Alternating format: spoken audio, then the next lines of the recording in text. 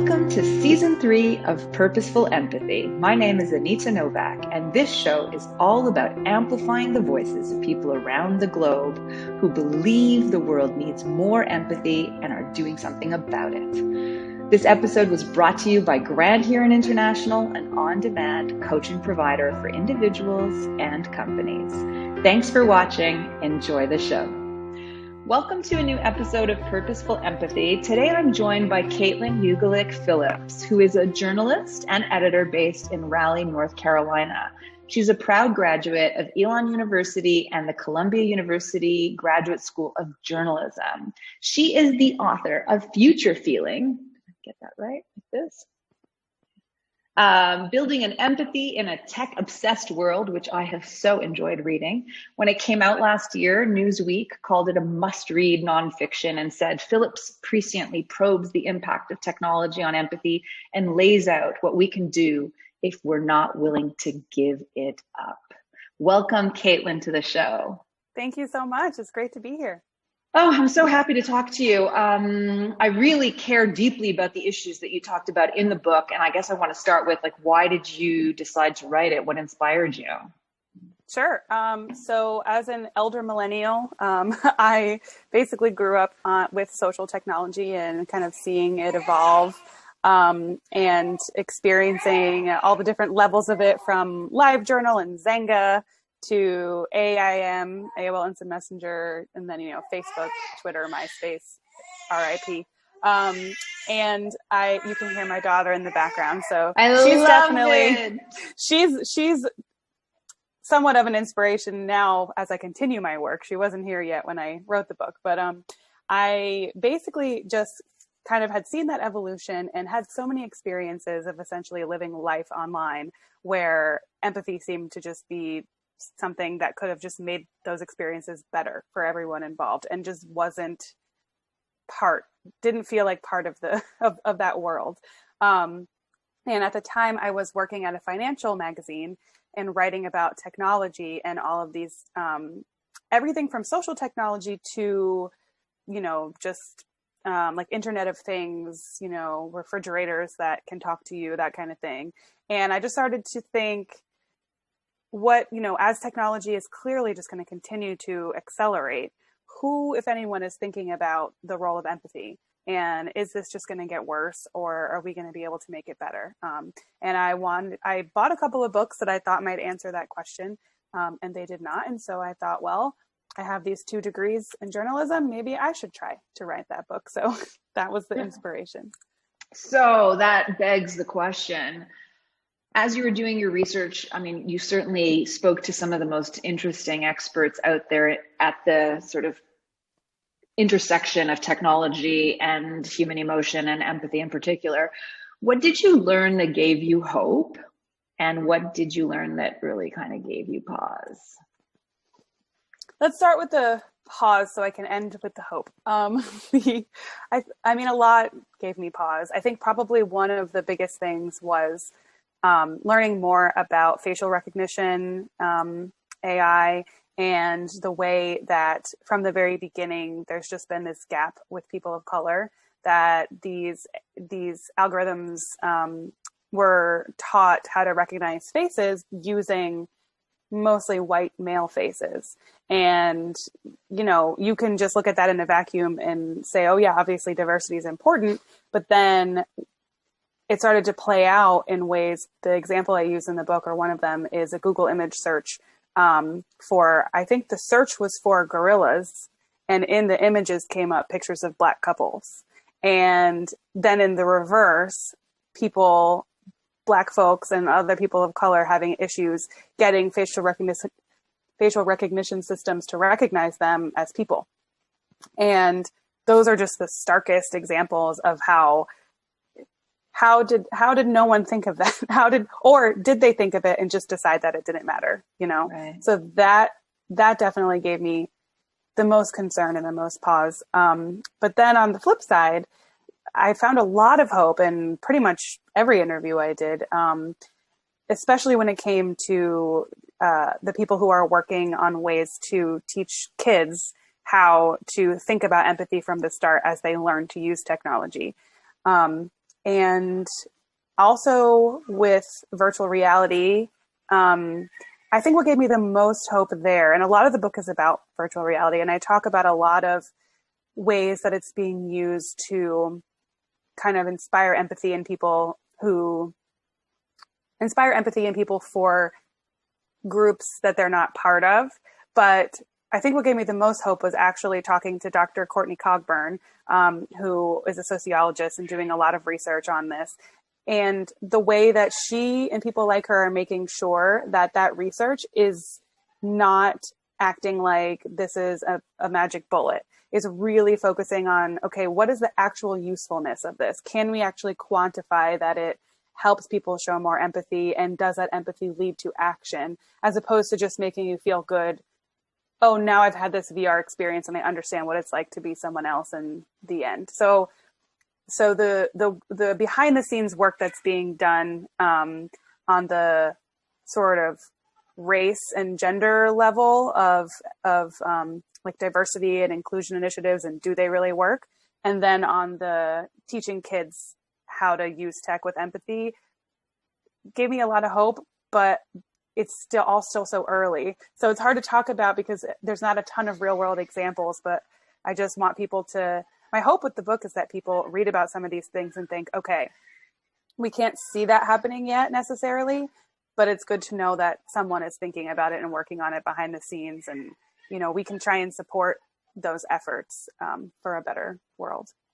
Now, you raised VR, and it's a really, really compelling chapter. It's a complicated, nuanced, in progress kind of conversation. You had experiences actually with VR yourself, and you described them. Could I ask you to sort of share one that still stays with you because it's just, it marked you in some way? Sure, yeah. So the one that really sticks with me, I believe it's called 1000 Cut Journey. And this is the one actually that I talked to Dr. Cogburn about.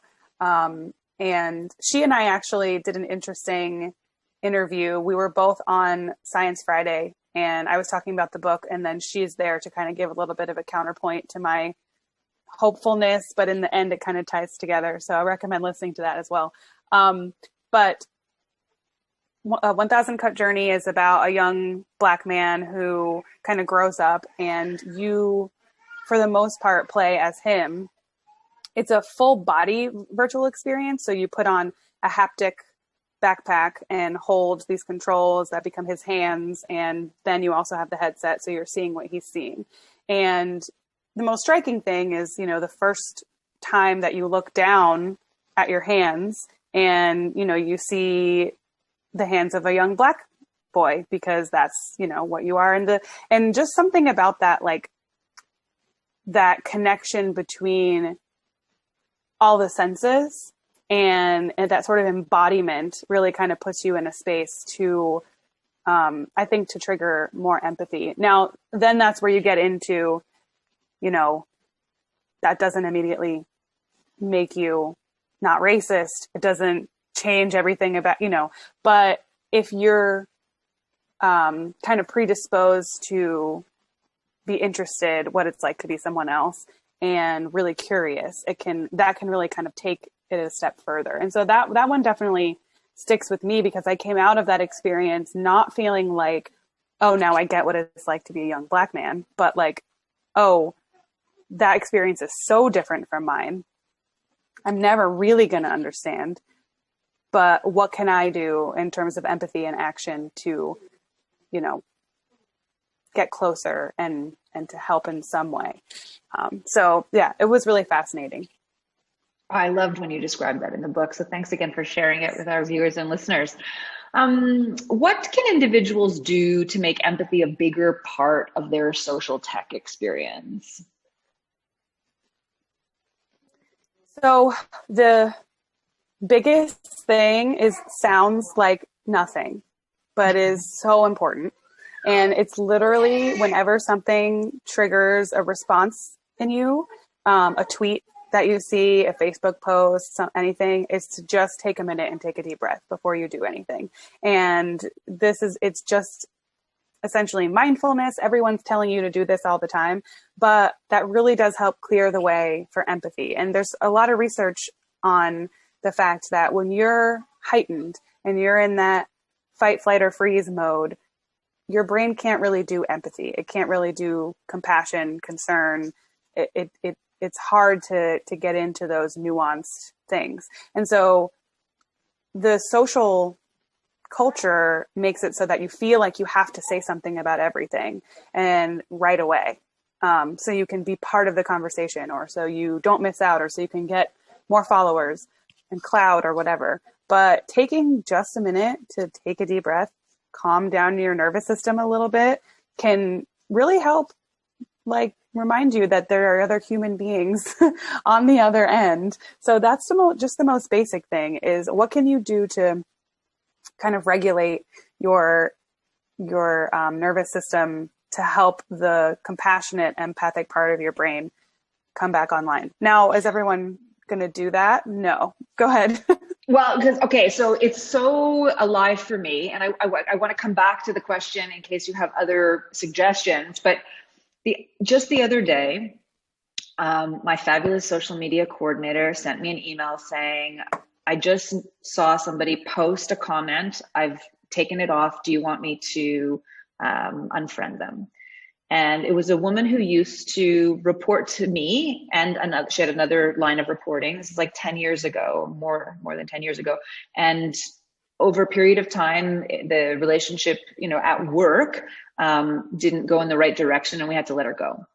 And so the post was, how dare you, Anita Novak, talk about empathy when you treated me like such crap? Mm. And when I read it, I was so triggered, like, just a terrible feeling, like I've been outed publicly, and she's like telling me that I treated her like crap, which is like a terrible feeling to kind of own.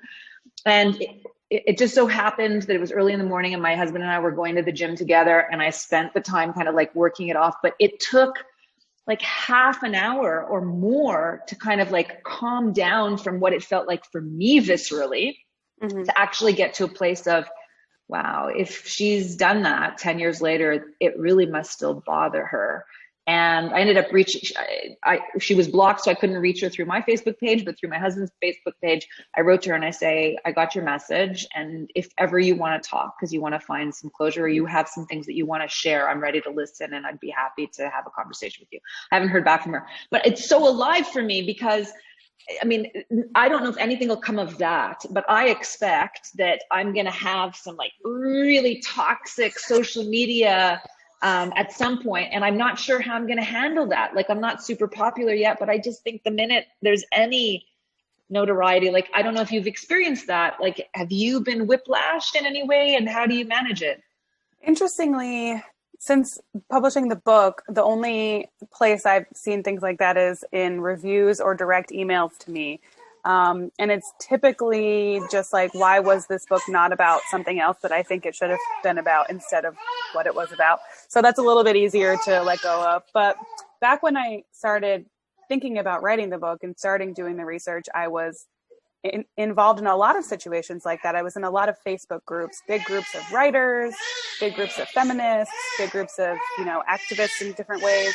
And things like this happened all the time. And those were some of the experiences. It's just, I think that the people who created these platforms and taught us to respond, like, to the dopamine of getting a notification and all that, knew this about, how the brain works, and that we were going to be prompted to respond immediately while we're in that heightened state. And then that will make someone else respond, and then make us respond, and keep it going. It's about, how long can you stay on this website? But what that's doing to our relationships and our brains and our mental health is not great, as we now know. But yeah, you were able, because you were already on the way to the gym, to, work it out and start to take the other person's perspective. That can be a lot harder if you spend your whole day on a computer or on your phone, or if you don't have, for whatever reason, the presence of mind to think about what's my role in this? And I think a lot of people are also reluctant because of the way that like pylons can happen on social media, even when like, oh, maybe this person is saying this because they're hurting or because they perceived something I did in a different way than I meant it, and I should have empathy for that. It's hard to respond in that way because everyone's watching the conversation.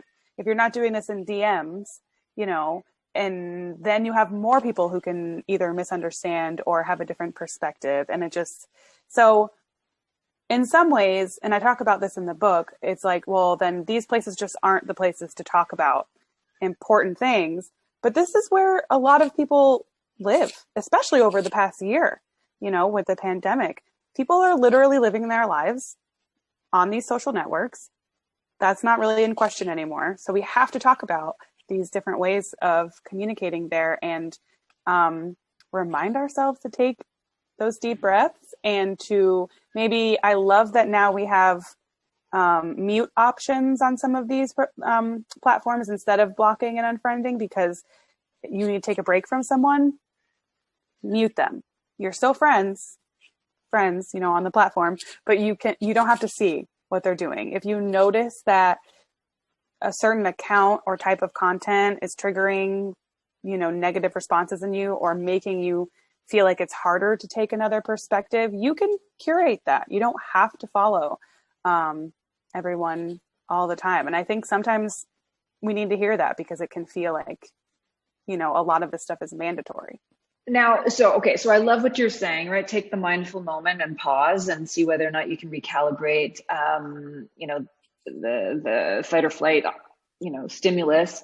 What about younger kids that are growing up in this environment? What are you saying? I mean, you've spoken to some psychologists. Are you getting a sense of what's happening on the street? Like, I teach young 20-somethings. They seem all super confident. They're super well networked. They're, bright kids at McGill. And we do some exercises, some empathy exercises, and just below the surface, there's like so much loneliness and so much anxiety and so much fragility. Like, I'm concerned. Yeah, that's really hard. I will say that I think a lot of that, and I've kind of changed what I think about this a little bit since writing the book, but I think a lot of that is often attributed to the technology, and I do think that's a part of it, but I think that it's more that technology, especially social media, has perpetuated some of these things or sped them up or facilitated these issues. I mean, we had that book Bowling Alone. How long ago was that? 20 years, Yeah. Before, so this has always been an issue. I do think it's accelerating, and so it's a really hard thing to answer, right? And it's a mental health thing. It's there are so many kind of upstream factors, but in the tech world, there are some pretty cool apps and programs that people are starting to put out there that are kind of in the realms. So the book talks about kind of two realms of empathy. So kind of how to have empathy for each other while using technology, and then how creators of tech can have empathy for their users. And so in this area, there's just been a whole proliferation of apps that are meant to help with mindfulness, help with mental health, and not just the ones that connect you to a therapist, but there's really cool games. So I talked to Jane McGonigal, who's just one of the coolest people in the world. And she's created a bunch of games, or several, that help people who have experienced traumatic brain injury or have depression or anxiety work through those things in kind of a healthy, fun way, and just kind of help bring you that dopamine and that happiness in a healthier way. So there are games, and then for kids too, there are apps that kind of help build connections and help them learn how to talk about their feelings in different ways. And also ones that really encourage perspective taking, and therefore empathy. Now, the response is always, okay, but you're just using technology to try and fix problems that technology created or perpetuated, which definitely fair. From what I learned from the experts, it's that these are kind of part of an arsenal of tools, right? It doesn't solve the problem if you, over the past year, especially, the book came out on February 1st, 2020. Like a month later, we all got thrown into lockdown, and I didn't realize there was going to be this big social experiment in living online for over a year. Having those tools doesn't, negate being lonely, literally isolated at home and things like that, or if you have a mental illness. But that's why they're tools. They're part of the toolbox, and it's encouraging to me that more and more schools are starting to use either the tech versions of these things or just explicitly teach empathy, perspective taking, compassion, kindness as part of their social emotional curriculum. So that's another place where there's hope, but it can't. There's just such a tendency with tech, even now in 2021, to say, okay, this thing is going to solve all of our problems. And we need to see them as tools that can be used for good or not so good, as we've all experienced. Yeah, and I think that's why I'm such a proponent. Like, there's this whole effort around STEM because the world, as you say, the technology is advancing. We need to be like coders, engineers. We need to understand all of that. I'm on board with it. I get it. But I've heard a lot about STEAM, right? Which is 2 extra E's, one for environmental sustainability and the other one for empathy. And I feel like that SEL, the social emotional learning curriculum that you're talking about, is more crucial than ever, side by side with all the other stuff that kids need to learn. And because if we're looking at whole person development, that SEL stuff is absolutely necessary for us to be, happy, healthy, vibrant, thriving young people, for a future generation. And to positively or neutrally impact other people. I talk about how the kids that are going to be creating the next round of technology, they need to have this foundation of empathy, because one of the problems we have is that, as we talked about at the beginning with the facial recognition, a lot of the people that created the things that we use now were all kind of the same sort of person and didn't take into consideration potential unintended consequences of people who are different from them, or what the experiences on these apps and platforms would be like for people who are different from them. And growing from a basis of empathy, I think should help with that. And from the few kids that I was able to talk to or learn about, they seem to get it. They seem to get that, which is good. So to make that really kind of explicit, what advice do you have for creators and managers of tech platforms to imbue their technology with more empathy?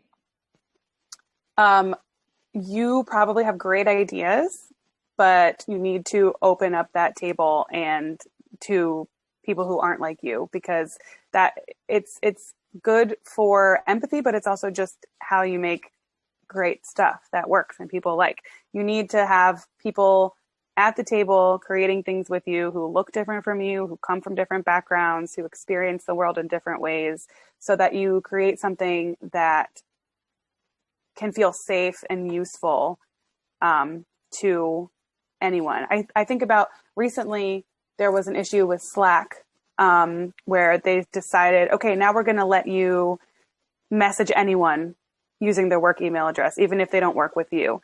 And you can send them private messages, and they have to accept them, but they can see what you're saying. And a bunch of people of color, women, other people of minority groups were like, excuse me, you're just opening me up to harassment while I'm working. This is going to happen.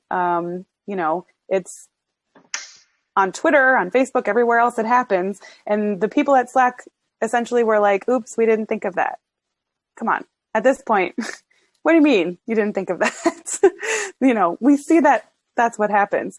And I think it's because people are thinking about solutions to specific problems and not about what someone with a different experience than them how they might perceive those problems. That's the empathy that is missing. And it's not that hard. I mean, just, hire someone who's different from you, or multiple people, do focus groups. I'm not a consultant in that field, but I think at this point, there's not really an excuse. That's not really a mistake. It's a choice to focus on one thing over the other. And as you can see from that situation and a lot of situations with these other platforms, it doesn't end well. So even if you're not doing it from the goodness of your heart as a business decision,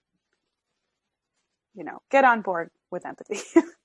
Absolutely. I mean, you're talking really about design thinking or human-centered design, and the D School has come out with new models around human-centered design that also has equity embedded into it as well. So we just need to one level it up. There's no excuse, as you say. I love that.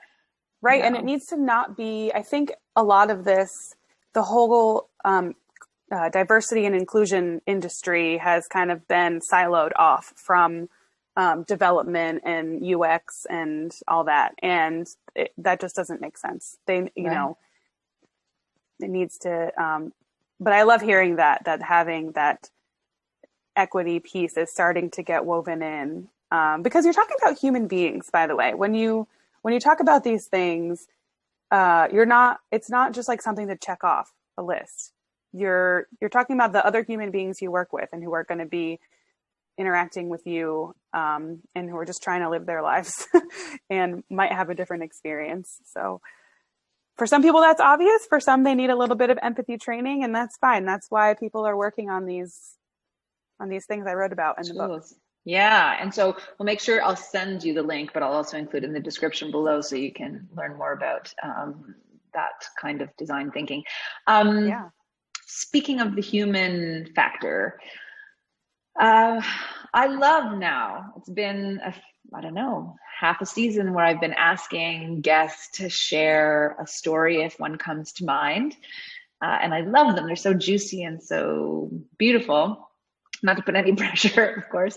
If you can think of a time when you were on the receiving end of empathy, or what I call purposeful empathy, so intentional kind of empathy, and what that meant for you, what happened, and why that was important. I love this idea of purposeful empathy because I feel like it takes everything I wrote about and researched and to the next level of action. But I guess, what's most successful in my mind is, I just had a baby about 3 months ago, and that is a very intense experience. I was unfortunately pretty sick in the week after, so I was in the I had to go back to the hospital, and the experiences that I had with some of the nurses while I was there was one nurse in particular who clearly she's had this conversation many, many, many times, but she was able to really show true empathy and compassion, talking to me about, it's going to be hard when you feel hopeless, just know that that's going to pass. And if you need help, you deserve to ask for help. And it's totally normal for breastfeeding to be difficult. Don't let anyone tell you that you're, doing anything wrong. Set boundaries with family and friends. You deserve to do that. She just said all of these things, looking me in the eye. And of course I cried and I said, can you come home with me?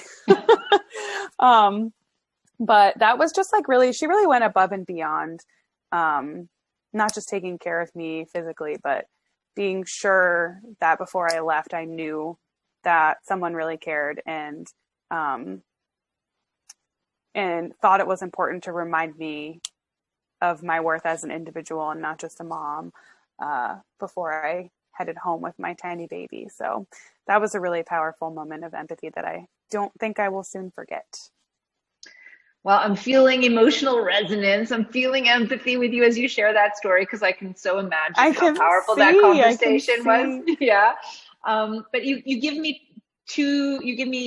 the opportunity to say two things as we come to kind of a close on our amazing conversation. And here, let me do it one more time. catch this book. You don't want to miss it. The storytelling is this the right way? The storytelling is absolutely fabulous, but the content is rich and thought-provoking. So I really recommend the book. But the two things that I wanted to just say is, one, you give us an opportunity to just think about all the heavy lifting that the healthcare professionals are doing these days, and just to send kind of a little bit of love out to all of them. And the second thing, since there's a story about you being a new mom, I just want to acknowledge how much I appreciated that you found the time to have this conversation with me, and that we did hear your daughter in the background at the beginning, and you somehow managed to stay focused. But I love the fact that we didn't shut off for like the perfect timing when she was not crying anymore, because we need to give each other space to be fully human, even at work, doing the work that we're doing. And I think it didn't take anything away from our conversation. And if you listen back to it, you know, she was there with you. So Kaitlin, right. Thank you so, so much. I want to say actually that I have hope that we talked a lot about how the past year has brought a lot of these things to light. And I think that one potential positive thing is it's gotten more acceptable to have your kid in the background of a conference call or a Zoom, or to have to be flexible. I think people are kind of getting hit in the face with the fact that their employees are human and have families and are trying to juggle a lot of things at once. And I'm hoping that there will be some lessons of empathy that come out of that we can take forward, even when we're not in a pandemic. So thanks for bringing that up as well. Hear, hear. So thanks to everyone who's watching and listening. We'll see you next time at Purposeful Empathy. What if you had access to your own council of coaches to help you break free from your thinking clutter, make that important decision, and liberate you from whatever is holding you back? At Grant Huron International, you get to select the coach of your choice anytime from any place. Visit granthuroninternational.com to harness the power of on-demand coaching today.